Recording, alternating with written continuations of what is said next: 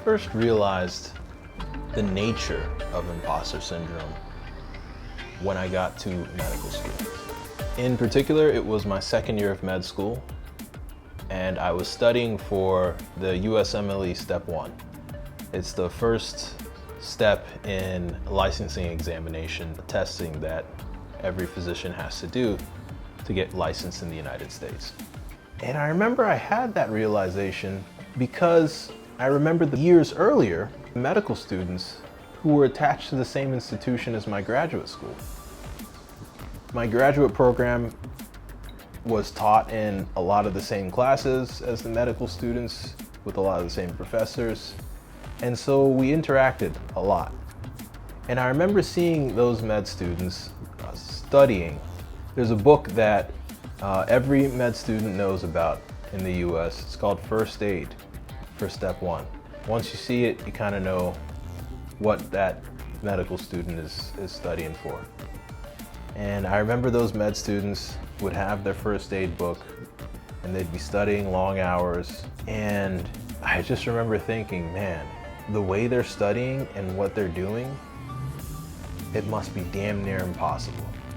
And I remember questioning myself and wondering whether I'd be capable of doing that.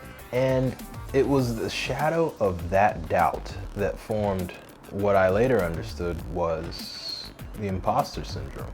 It was really only once I found myself studying for the same exact exam years later that it finally dawned on me.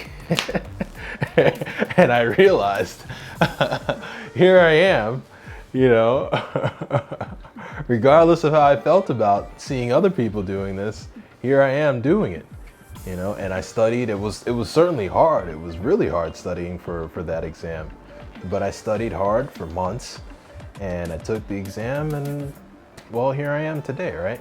And so it was really only then that I began to understand the real nature of imposter syndrome and started to understand how to get past it. You know, for me, understanding the fact that my perception of what this path would be like and what the reality of it has proven to be like were two different things. Once I realized that, the emotional burden of worry for me was greatly lessened.